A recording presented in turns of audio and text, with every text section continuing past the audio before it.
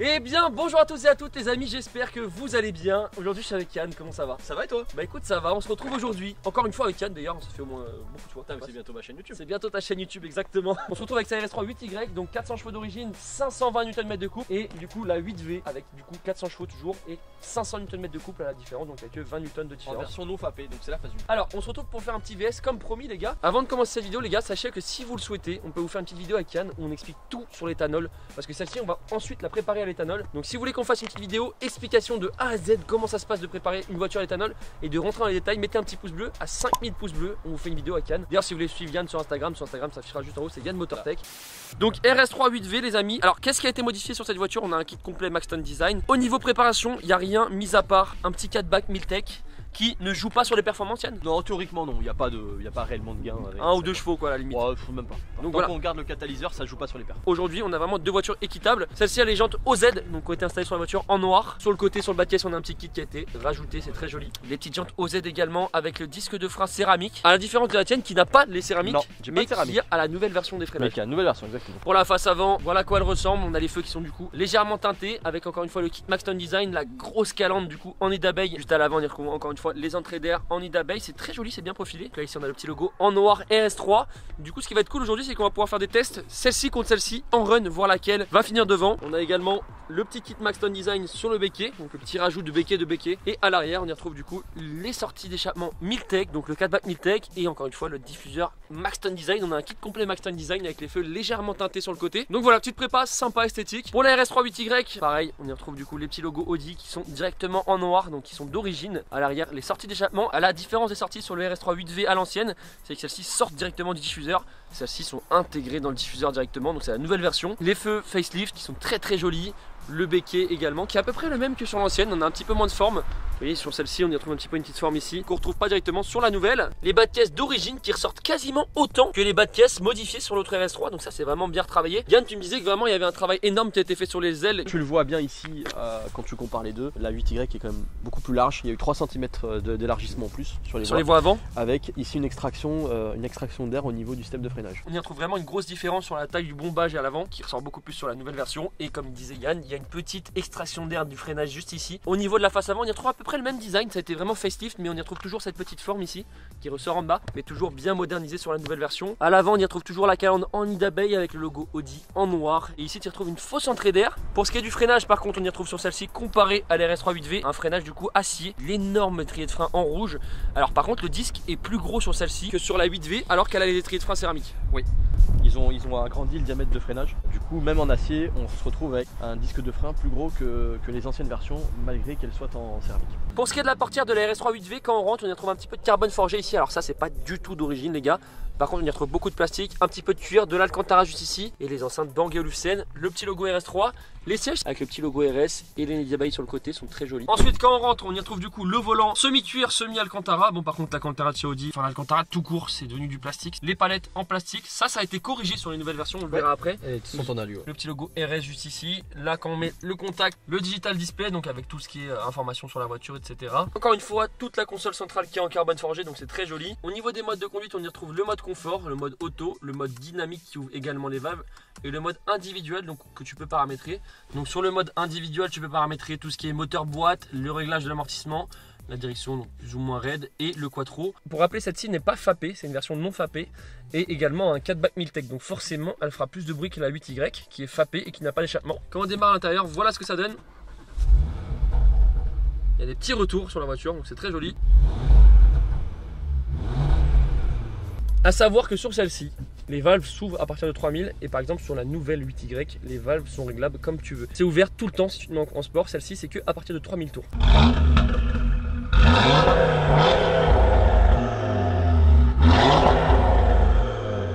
Pour ce qui est de l'intérieur sur la 8Y, bon, on voit que c'est très modernisé. Par contre, petit défaut, pour une voiture qui a plus de 100 000 € avec le malus, on y retrouve encore beaucoup de plastique. Ici, un petit peu d'Alcantara, de l'alu brossé avec les LED, etc. C'est très joli. Les enceintes Bang & Olufsen toujours. Le logo RS3 et on y retrouve sur celle-ci, du coup, les nouveaux sièges baquets qui sont très jolis avec le logo RS dans la tue-tête. Voilà à quoi ça ressemble. Ça a l'air de bien maintenir comparé aux sièges sport sur l'ancienne qui ont l'air de beaucoup moins bien maintenir. Par contre, le volant, on y retrouve un volant en cuir perforé. Les palettes qui sont enfin en alu. Par contre, ce volant, il est vraiment pas joli. Alors, Yann, il expliquait qu'en fait, il y a un détecteur de ligne sur la voiture. En fait, le détecteur de ligne, toutes les 20 secondes, il vous demande à peu près de bouger le volant. Et il y avait des gens, quand il y avait le volant du coup méplat, qui trouvaient une technique pour faire bouger légèrement le volant. Alors avec le volant rond, apparemment ça a été corrigé. Bon, par contre, ce volant il est vraiment pas joli, les gars. Le volant du coup en cuir perforé avec le petit logo RS ici. Bon, il va être modifié évidemment. Bon, on voit que ça a été quand même bien modernisé. On a un petit peu des écrans tactiles. Ici, ça a été bien refait. La nouvelle console centrale juste ici, du coup avec la nouvelle boîte de vitesse. Ce qui est bien sur les deux RS, c'est qu'on a deux boîtes de vitesse 7 rapports. Donc ce qui est cool, c'est qu'on n'aura pas un écart trop élevé entre les deux avec une boîte plus longue ou boîte plus courte. Quand on met le contact, voilà à quoi ça ressemble. On a un rupteur qui a 7000 tours quand elle est chaude la voiture. Là, la voiture est froide. Quand on démarre dans la voiture. Alors celle-ci est équipée d'un Active Sound. Ouais. Ici du coup tu retrouves l'écran de contrôle RS avec toutes tes températures, tout ce qui est du coup température de moteur, liquide de refroidissement, huile de boîte de vitesse. À droite ta force G que tu prends, enfin, voilà, tu as toutes tes informations. Et ici quand la voiture est chaude, tu retrouves ta pression de pneu et ta température des pneus. Les modes de conduite, on y retrouve toujours les modes efficiency, donc économie, confort, auto et dynamique. Et ici les deux modes individuels. Par contre en dessous on y retrouve le RS Torque Rear. Qu'est-ce que c'est ça, Yann? Alors ça c'est le système qui te permet d'activer le différentiel arrière pour faire le mode drift, qui est identique à celui qu'on a sur la Focus RS. Mais c'est pas vraiment en mode drift là-dessus, c'est vraiment pour plus être fun sur le circuit. C'est performant. C'est très maîtrisé, c'est très simulé, c'est très contrôlé. Mais par contre ça fonctionne très bien. Pour vous faire écouter le bruit sur celle-ci, voilà ce que ça donne comparé à l'autre RS3. On y voit bien la différence à l'intérieur, on entend beaucoup moins.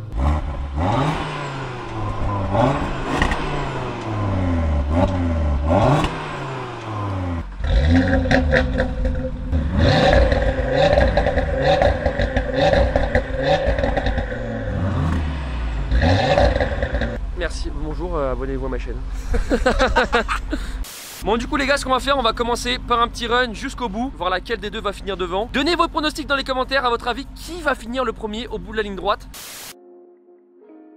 Les gars, du coup ça y est, on est à bord de la RS3. Ce qu'on va faire, c'est qu'on va commencer par un départ arrêté. Donc un départ à 0 à 150, 170. On va voir qui sera devant en premier, donc let's go. Boîte sport, mode dynamique, ESC sport. Yann, je te laisse faire le décompte, let's go. Allez, 3, 2, 1, go.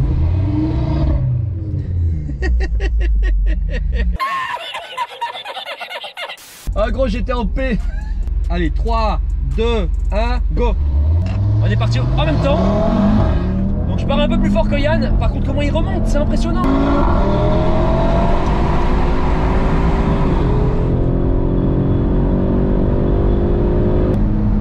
Ah ouais, là on s'est fait littéralement déposer les gars.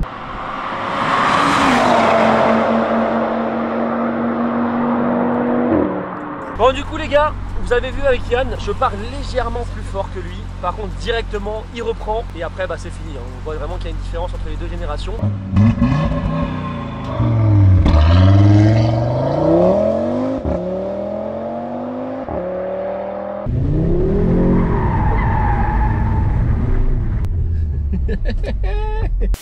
Bon du coup les gars, ça y est, on vient de nous faire le petit départ arrêté. Maintenant on va faire le départ lancé en 2 à 30. On va voir lequel part le plus fort à bas régime et on verra directement laquelle est plus coupleuse.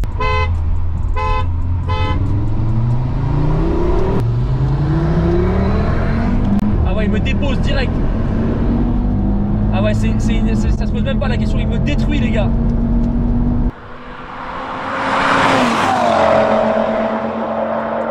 Bah voilà, bah en fait je l'ai fumé quoi. Non, il y a une vraie diff. Bah, tu vois que ça charge plus tôt, ça part plus tôt, ça part plus fort. On voit ici, si tu veux, tout l'intérêt d'avoir travaillé le couple à bas régime. On va refaire, je pense, un essai en 3ème, ce qui sera encore peut-être plus marquant. C'est-à-dire que tu as vraiment le couple disponible dès 2000 tours, ça se poule. Alors que lui, il va perdre peut-être 1000 tours minute, ce qui fait qu'elle va partir un petit peu trop tard. Enfin, un petit peu plus tard du coup. Les gars, c'est parti, départ en 3 à 30 km/h.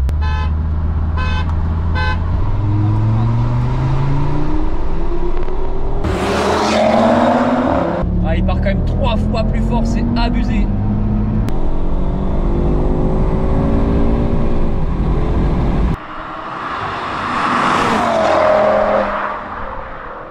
Bon, on s'est encore fait laminer. Ce qui va être cool après les gars, c'est que je vais pouvoir vous montrer un petit peu, parce qu'on va les passer les deux au banc, combien sort l'ancienne RS3, donc celle-ci, et combien sort la nouvelle au banc, parce qu'on va passer les deux caisses au banc. Bon du coup les gars, le phénomène est exactement le même. Comme la 2, ils parlent beaucoup plus fort grâce aux 20 Nm de plus et grâce au travail vraiment qu'ils ont fait, bah, comme il expliquait Yann, sur le fait que ça charge beaucoup plus tôt que sur les anciennes RS3 qui ont un peu plus de mal à bas régime. Et également les gars, pour comparer le poids, celle-ci Yann, tu me disais qu'elle fait combien? Tu vois, j'étais persuadé que celle-ci était plus légère que l'ancienne, du fait de la nouvelle plateforme MQB. Mais en fait non, pas du tout. elle est annoncée à 1645 kg. D'accord. Et celle-là est annoncée à 1510 kg. Bon, du coup, les gars, là, ce qu'on a vu avec Yann, c'est que vraiment, il y a une vraie différence de couple, surtout à bas régime sur celle-ci qui est beaucoup plus élevée. Mais ce qu'on va faire pour vraiment clarifier un petit peu tout ça, c'est qu'on va aller directement chez MotorTech, passer les deux voitures au banc et voir vraiment sur les courbes comment ça se passe en fait. Voir laquelle charge plus tôt, pourquoi et combien ça sort. Les courbes. Voilà, pour comparer les courbes tout simplement. Allez, let's go. Bon, du coup, les gars, ça y est, on a passé les deux RS3 au banc. Alors en fait, la 8Y, on l'a mesurée, on a passé les deux voitures sur le même banc, dans les mêmes conditions. La 8Y, donc la nouvelle, on l'a mesurée à 438 chevaux et 542 Newton. D'origine avec le FAP. D'origine avec le FAP. Et donc celle-ci, la 8V, qui est une phase 1 sans FAP. Donc il faut bien, je précise bien, parce que souvent celle-ci sort vraiment bien mieux d'origine que les générations d'après en filtre à particules. Celle-ci, on la mesure à 436 chevaux et 540 Newton. Ce qui est déjà pas mal. Ce qui est déjà très très bien. Donc qu'est-ce qui justifie cette différence où tu m'as mis une grosse caisse devant quand même? On a des pertes qui sont quasiment similaires, on a un couple et une puissance qui sont quasiment similaires. La différence c'est quoi? Et j'en parlais, tu vois, c'est que tu as ton couple max sur la 8V qui est atteint à 3585 tours. Et la puissance max est atteinte à 6760 tours. Sur la 8Y, tu as ton couple max qui est à 2600 tours, donc bien avant. Quasiment 1000 tours minutes avant. Et tu as ton régime max, donc ta puissance max qui atteint quasiment à 7000. Donc tu as un couple qui vient plus tôt et une puissance qui tient plus tard. Donc c'est des petites modifications qui sont vachement sensibles, mais qui finalement, on l'a vu, peuvent quand même faire la différence sur un essai routier. Bon, du coup, voilà les amis, j'espère que ce petit VS vous a plu. Si c'est le cas, je vous rappelle, mettez un petit pouce bleu, ça coûte rien. Là, on est chez MotorTech Toulon, donc si vous voulez, voilà, pour vos programmations, n'hésitez pas. Yann MotorTech sur Instagram, pensez à le suivre. G3 Adrien avec 2 i si vous me suivez sur Instagram. D'ailleurs, si vous avez d'autres idées de ce qu'on pourrait faire avec Yann, n'hésitez pas à nous les mettre en commentaire, encore une fois, parce que c'est des trucs qui nous font vraiment plaisir de faire et qui sont pas sur les réseaux. Puis sur ce, Yann, ciao tout le monde. Bye bye.